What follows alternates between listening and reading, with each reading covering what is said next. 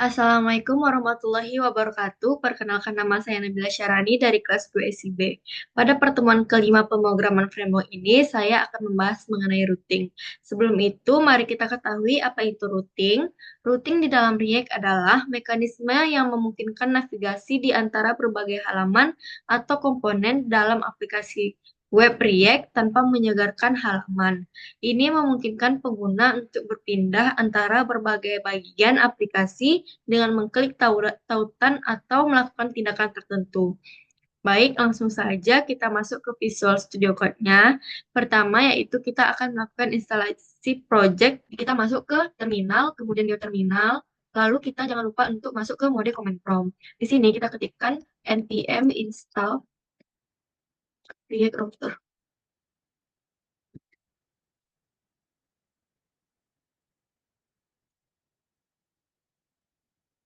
Setelah diinstal, kita akan membuat folder baru dengan nama page.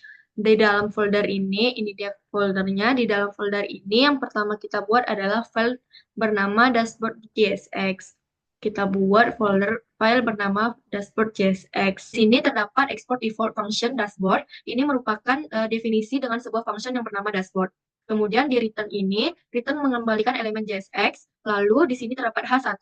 H1 merupakan elemen HTML yang digunakan untuk menggunakan judul. Jadi di sini terdapat tulisan welcome to the dashboard untuk ditampilkan pada halaman dashboard. Setelah itu kita lanjut membuat file bernama users.jsx. Ini dia filenya. Pada user.jsx terdapat import navlink outlet from React Router DOM. Nah, import ini kita gunakan untuk mengimpor modul dari React Router DOM, lalu terdapat navlink dan juga outlet. Navlink ini merupakan komponen untuk navigasi link mirip seperti tag A tapi dengan kemampuan styling otomatis saat aktif. Sedangkan outlet ini digunakan sebagai tempat untuk merender komponen anak dari root ini. Digunakan saat ada nested root. Di sini terdapat export default function user, digunakan untuk mendefinisikan komponen function user. Lalu terdapat return div class name P4 ini digunakan untuk mengembalikan JSX. Kemudian terdapat H1 class name text XL font bold user section. Nah, ini merupakan heading dengan ukuran teks besar, yaitu text XL dan font bold, menampilkan text user section. Kemudian, div ini berisi dua tombol yang mengarahkan ke link atau navigasi lain, yaitu user profile dan juga user setting.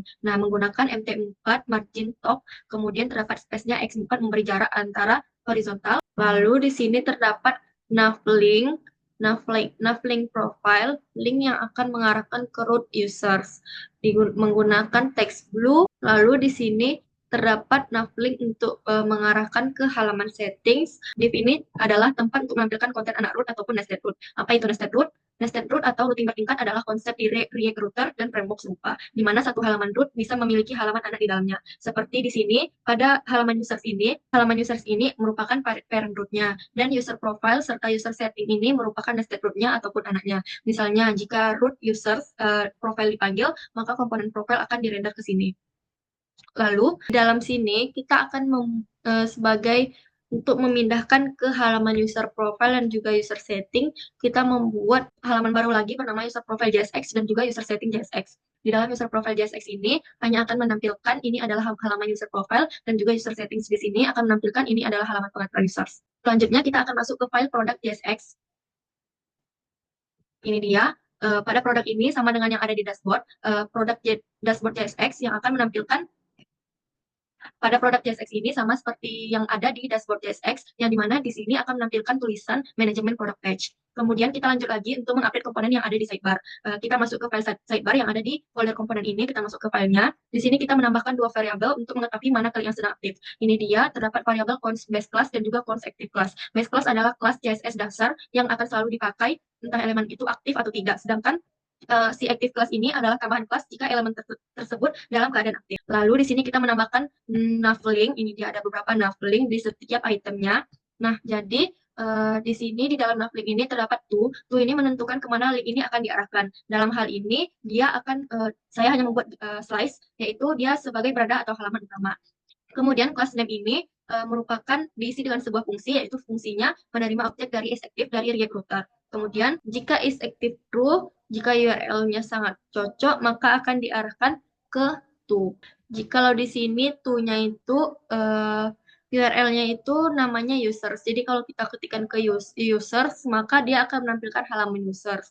Sedangkan untuk produk di sini saya tulis products untuk URL-nya, maka jika kita ketikkan slice products akan menampilkan halaman products. Selanjutnya kita akan masuk ke file baru bernama products detail.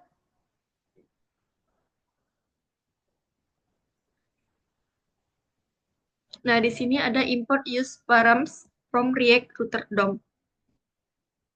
Ini adalah import statement untuk mengambil use params dari library React Router DOM. Lalu di sini ada const ID user params. Nah, di sini dia akan menggunakan destructorin untuk mengambil nilai ID dari objek yang dikembalikan use params. Misalnya, jika URL dituliskan slice product slice 42, maka ID akan bernilai 42 dalam bentuk strings.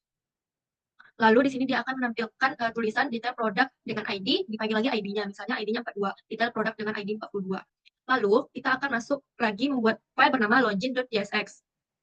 Nah, di dalam login.jsx ini kita menggunakan navigasi programatik. Ketika user berhasil login, kita akan arahkan ke halaman dashboard. Di sini ada import use navigate from React Router DOM. Ini mengimport use navigate sebuah React hook dari React Router DOM. Terdapat const navigate use navigate. Di sini kita memanggil use navigate dan menyimpannya ke dalam variabel navigate. Lalu ada functional handle login. Di sini dia akan mendefinisikan function bernama handle login. Setelah login berhasil, maka fungsi akan menjalankan navigate ke halaman dashboard. Div ini digunakan untuk komponen login. Div kelas P4 ini berguna untuk memberikan padding menggunakan Tailwind CSS. Lalu login page ini menampilkan judul halaman yaitu login page. Lalu di sini terdapat button.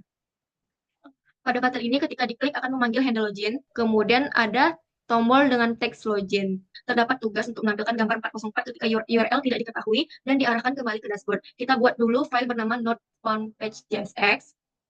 Ini dia. Lalu di sini ada import dari React-nya. Kemudian ada juga import notfound image from assets 404 PNG. Ini digunakan untuk mengimport gambar 404 dari folder assets. Gambar ini nanti akan ditampilkan di halaman sebagai ilustrasi error. Ini dia gambarnya, saya masukkan ke dalam assets lalu 404. Ada const not found page ini merupakan mendeklarasikan komponen function not found page. Div pertama ini merupakan kontainer utama halaman, lalu menggunakan Tailwind CSS untuk styling, memusatkan isi secara vertikal dan horizontal. Kemudian min-has screen ini tinggi minimum satu layar penuh dan background-nya adalah warna background biru custom. Kemudian ada div yang kedua ini merupakan box putih di tengah halaman dengan sudut membulat, padding yang besar, kemudian teks rata tengah, lalu bayangan besar, dan juga ada lebar W80.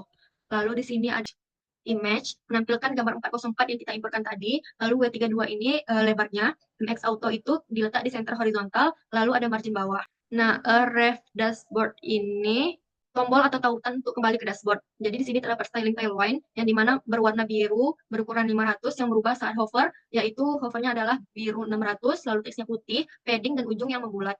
Kemudian setelah kita deklarasikan semua ini, kita akan memanggilnya di komponen ataupun file app.jsx. Di sini kita importkan terlebih dahulu browse routernya itu sebagai router, root, dan juga navigate. Lalu kita ubah pada bagian sini, sebelumnya itu adalah hanya sekedar kurung ataupun div. Jadi kita ubah menjadi router. Nah, di sini terdapat sidebar dan juga header. Ada merupakan layout tetap. Kemudian di sini ada beberapa daftar root untuk memanggil setiap halaman. Di sini yang pertama adalah root path. Ini merupakan kalau user buka slice itu maka akan langsung dialihkan ke halaman dashboard. Nah, di sini juga ada ini halaman dashboard yang berasal dari not found page. Lalu ini ada halaman yang tidak ditemukan. Jadi jika ada URL yang tidak cocok atau tidak jelas, maka akan menampilkan halaman not found page. Kemudian di sini ada root users. Root users ini akan menampilkan halaman users. Nah, di dalam sini, kan tadi ini menggunakan nested root. Jadi peletakannya itu harus si nested root-nya itu atau user settings dan user profile-nya itu harus berada di dalam si induk root-nya itu, yaitu adalah user, ditutup dengan root. Jadi kalau misalnya kita masuk ke users, lalu di dalam users ini kita bisa masuk ke settings, user settings ataupun user profile. Nah, di sini ada users ID. Jadi kalau misalnya URL-nya itu harus diisi ID. Jadi user 10 misalnya, maka akan menampilkan users memanggil ID-nya. Kemudian di sini ada untuk products, dia akan mengarahkan ke halaman produk, kemudian login akan mengarahkan ke halaman login. Mari kita coba jalankan.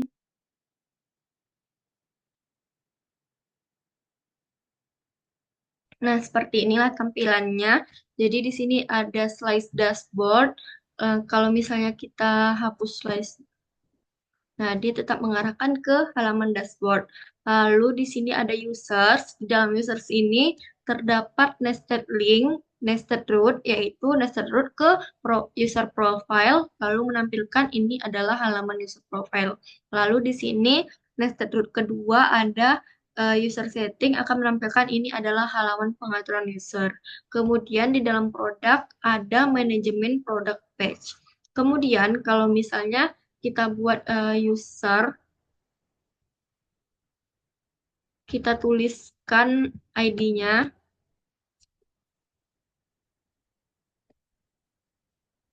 maka akan menampilkan detail produk dengan ID 23. Jadi dia akan menampilkan detail produknya, ID-nya berapa.